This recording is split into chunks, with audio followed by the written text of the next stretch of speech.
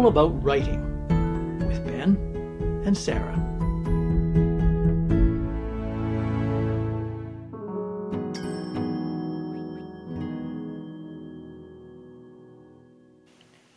Welcome to All About Writing, the podcast that covers everything about the world of writing from the inside out. This is episode 19, part 4, on our series on getting started. I'm Sara, here with my co-host Ben, who is an award-winning, best-selling author and ghostwriter, editor, and publisher.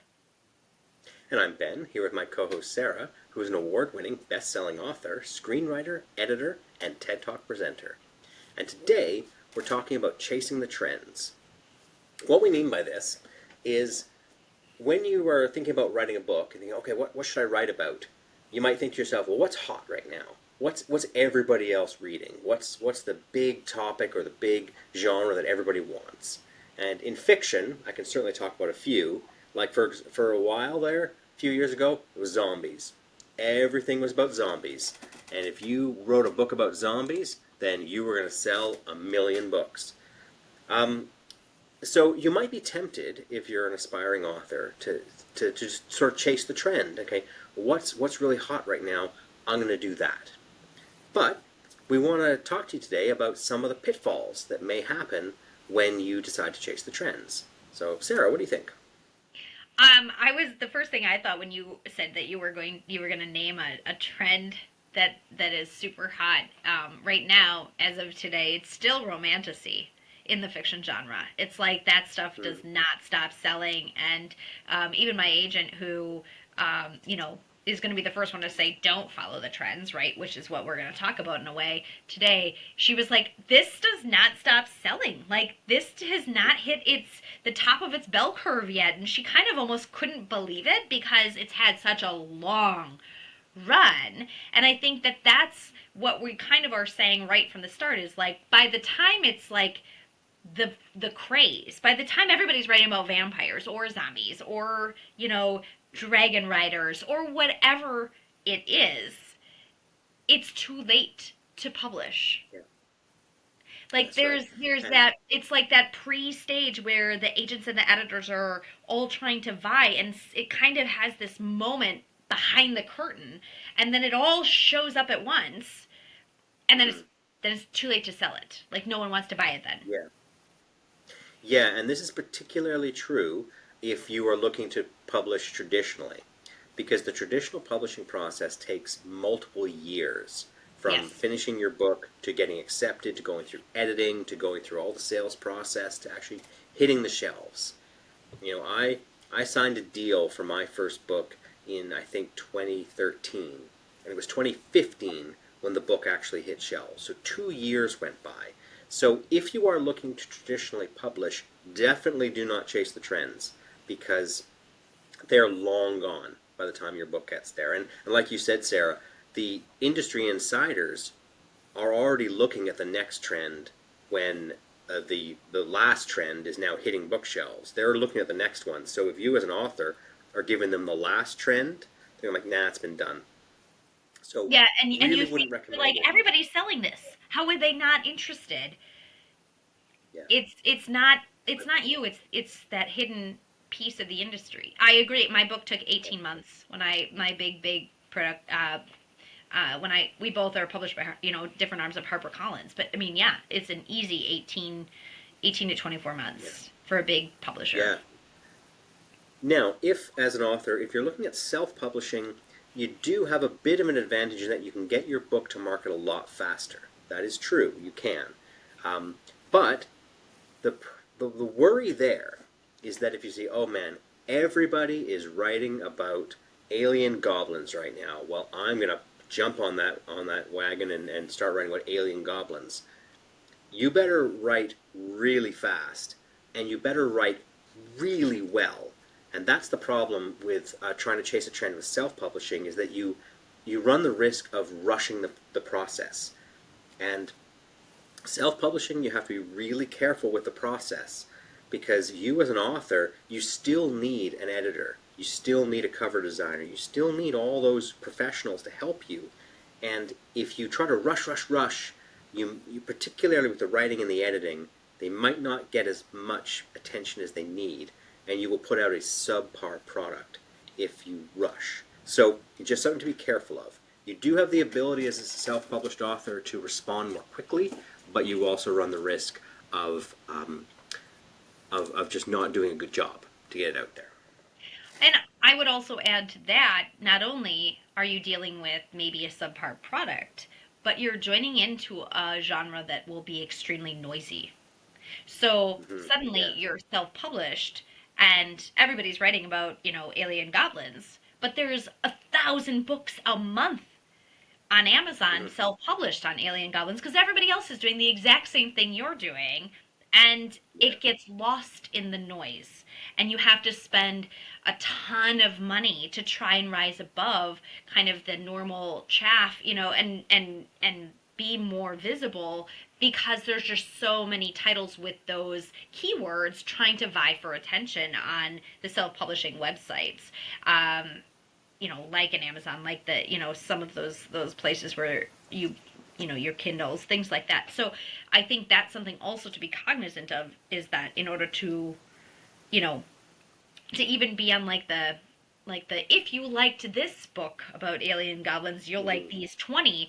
You have to be really pushing your book and beating that algorithm constantly to be on that, even that kind of recommended for you list. So it's Yeah.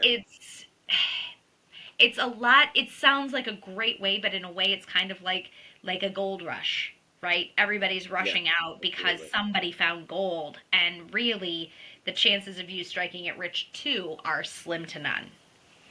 Yeah. Now, don't get me wrong. If you have been planning a novel on alien goblins for years, and it's like it's your life's dream, and all of a sudden that is the hot topic, well then go for it. I mean, do it. Now's your time. Yeah, But yeah. what we're trying to say today is that if you're sort of looking around and you have a couple of options, and alien goblins are hot. Meh, sure I can get behind that. I'll do alien goblins. We're recommending maybe don't. If it's not really Wait. your passion, then don't chase it. Yeah. Yeah. Yeah. Yeah, and I think too, you know, that's a actually that's a really good way of explaining. If you just so happen to get lucky that your passion genre is a hot genre, or happens to be, something that you get inklings, or great place to see what's selling is publishers marketplace, I think. If you really want to watch and see what's being sold to the big houses, because Yeah. then you go, oh wow, look, these genres are selling kind of a lot right now, and they're 18 months out. Well, shoot, I can self-publish or small press publish my stuff, and it'll hit around the same time, if not before, these bigger books that are going to hit with a bigger, marketing team behind them. That's a really great way to try and Yeah. get ahead of those trends, especially if it's something that you want to hang your hat up on, because that is going to be, these trends are going to define you as an author and your brand too. So chasing after the next hot thing to try and make a buck, you know, and to get your name out there. Well, what happens if you're chasing vampire books? You really don't like vampire books, but you're writing them because you chase the trends, and then that's the one that takes off. Well, now, like, that's your author brand. Like, it's going to be hard to dial it back and be like, no, I really want to write about fishing. You know what I mean? Like, it's like, Yep. And now you're a stupid and now you're vampire stuck author. with the and now you're gonna have to write all your fishing books under a pseudonym because they won't sell. Yeah. um, Oh, it's so true. So it's true. My own agent actually brought that up to me a couple months ago, because I do have a book series that's not in my normal fiction, historical fiction, literary fiction, nonfiction. Like, it's in a different place, and it was a commission from a production company who wanted books to match the property they had optioned from me, both as TV and gaming. And they were like, can you write the books to match this? Which was we've talked about this a little bit, but the most, are we swearing on this? The most backwards way of writing a novel is to take a script you've written and try and back into it. I do not recommend it. I ended up not using it at all in the end. But the genre is very different than what I tackle ever. And she's even like, I think we need to go to a different country first, and you should use a different name. So because not that it's bad, but it's just the separation of genres is so wide that in a way my readership from one won't even follow me. So why in a way dilute the author brand? Yeah. I think that that's going away more, but um, but I do think it's going away more. But if you're going for like a big five, that does come into consideration. Yeah. At least Yeah. according to like my agent. She's been in the industry 40 years, so I figure. But yeah, so chasing the Yeah. trends have pros and cons. Yeah, I mean, you certainly can ask for advice, like I did once. When I finished my first trilogy, and I sort of had a bit of creative energy. I think, okay, I'm done. I finished the trilogy. What do I do next? And so I just asked my agent, like what's hot right now? What are all the editors asking for? And he gave me some advice, and I went, okay, well that actually sounds interesting to me. Sure, I could do that. And so that became my second series. And but that was different because I actually had an insider who could tell me, yes, this is what the editors are looking for right now. And 6 months later, I was able to produce a novel that fit exactly that, and was able to sign another contract and have another series going.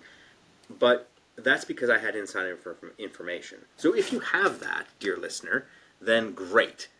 Jump on it, listen to it, and if it's something that genuinely interests you, go for it.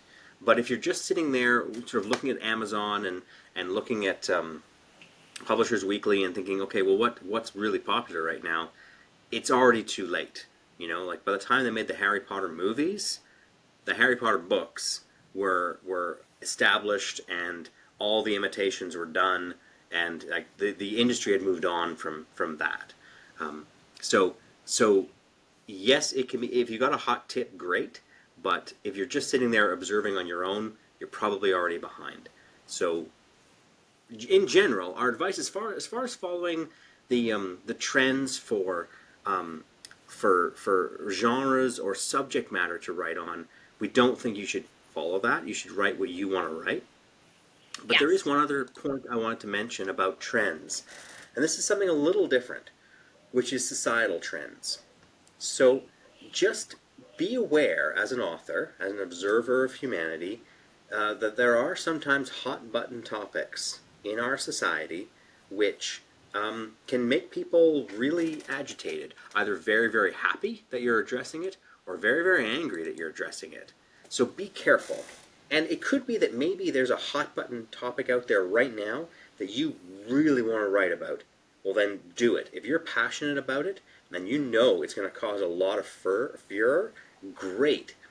But also be mindful that if you're just kind of writing because you're just writing your thing, be mindful that there are some topics out there that perhaps don't mean anything to you, but really mean a lot to other people. And just be careful of that. It could be that the genre that you're writing in, your audience don't give two hoots about that particular issue, in which case you're fine. But it could be that they do, and you just haven't thought about it yet.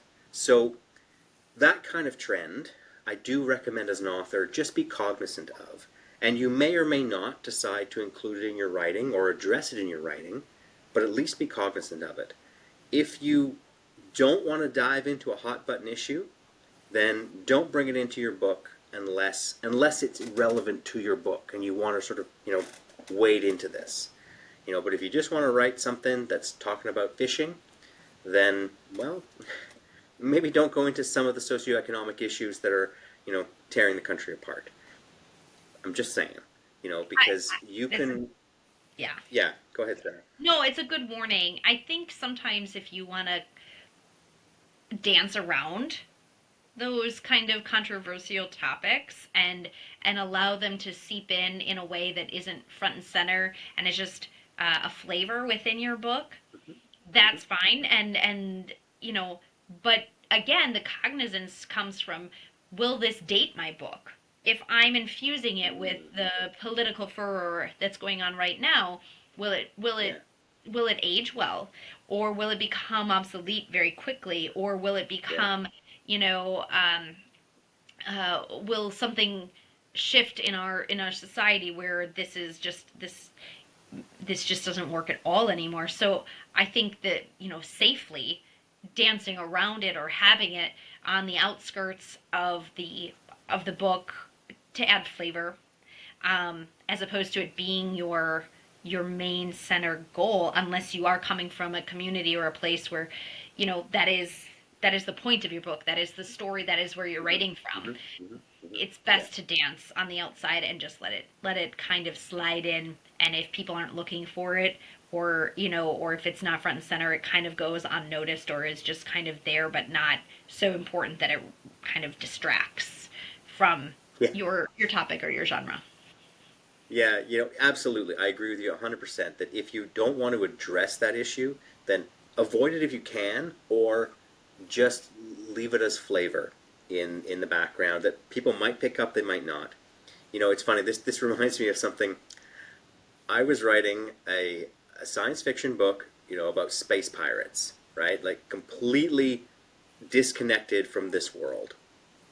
And in the book, there was a young nobleman who was sort of winning over the hearts and minds of the crew, and in fact was undermining the captain.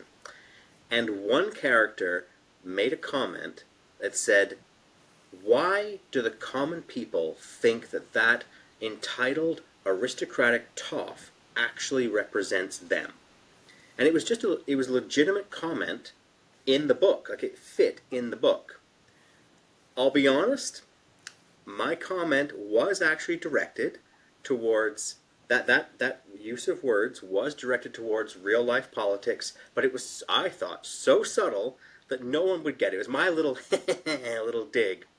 Well, did I not get feedback from authors like, "Oh, why are you getting all political on us?" Ah, like, holy crap. So that at the time, this was like 2016. That was a very hot button issue, Uh-huh. and I made just a little comment, a little throwaway line, and holy crap, did I get heat for it.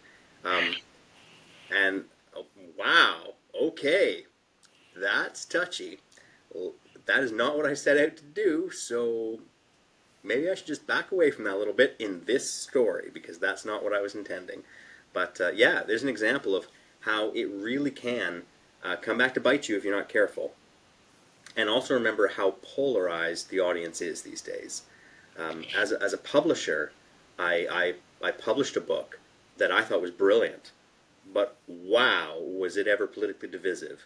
This author, who's a famous author, got basically 5-star reviews and 1-star reviews based on whether people voted red or blue. And it was like, wow. So, yeah. So Right. be careful.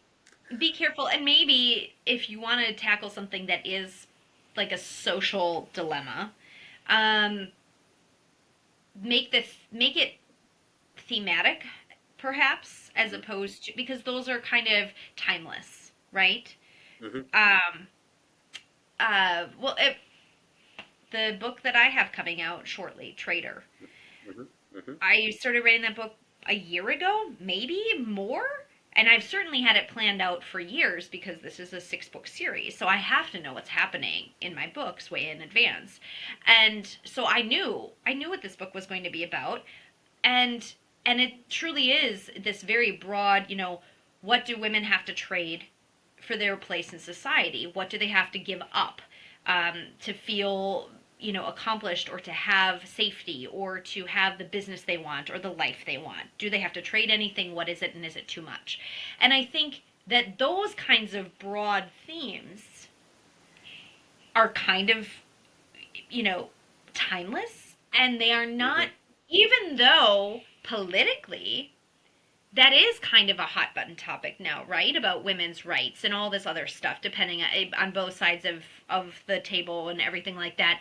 It is extremely relevant. It is a very touchy subject right now, but it's tackled in this kind of broad scope where it doesn't feel political and divisive. Absolutely, yeah. And it's because Yeah, it's now kind you, of a human condition that is so old and has gone on for centuries that it doesn't feel like I'm taking a stab at one way or another. It's just this is how it was, and is it still like that today?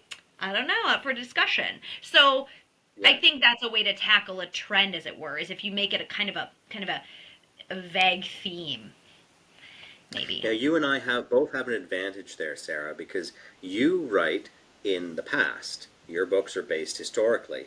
I write in the future. My books are based in what hasn't happened yet. Both of us have some freedom there to, if we want to explore an idea that's relevant today, we can do it in the context of the past or the future, which dissociates it from the actual details of today. And it almost makes it like a safe place. Okay, we can talk about this, because we're not really talking about this. We're talking about what it was like 150 years ago, or we're talking about what it might be in a future society. Right. So, sci-fi and historical fiction both have that benefit of being able to explore these ideas.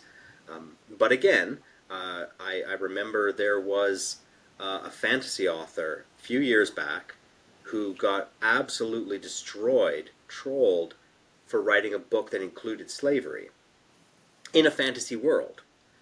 And because this author was Asian, she was attacked by certain members of the African American community, saying that slavery is not her issue to talk about, right? And there's a whole thing behind that, and that's a big, long thing. But the fact is, she came under attack. She never intended to talk about slavery in the history of the United States. That isn't what she was talking about at all. She was talking about something completely different. But it triggered some people who made a big deal about it, and her publisher actually threw her under the bus for it. So I remember this. Yeah. So another cautionary tale to our aspiring authors out there: just be conscious of what you may be wading into if you want to make certain statements or explore certain themes. I'm not saying don't. Right? There's a whole thing about art, is that we are supposed to do this and we are allowed to do this. Just be ready for it in today's world. And if you're not ready, moral of the story is, don't try and be too famous. Yep. Absolutely. You want to be just famous enough but fly under the radar, you don't get completely steamrolled. Yeah. Yep. Yeah. Yep. No. But that's, Awesome. there we go. Yeah. So, all right. That's our show for today, everybody. Don't forget to subscribe so you don't miss any of our chats, and feel free to leave a review, which really helps us very much. If anyone is looking for help in getting their book ready for the world, or deciding if they're talking about something that is too political, we recommend our friends at Cascadia Author Services, and you can find them at cascadiaauthorservices.com, as well as find Ben at bennettrcoles.com, as well as on Facebook and Instagram. And you can catch up with Sara at saradalman.com and on Instagram. So thanks for joining us today. Please reach out if there are any topics you'd like us to cover, and we'll see you again when we next chat all about writing. This has been All About Writing with Ben and Sara.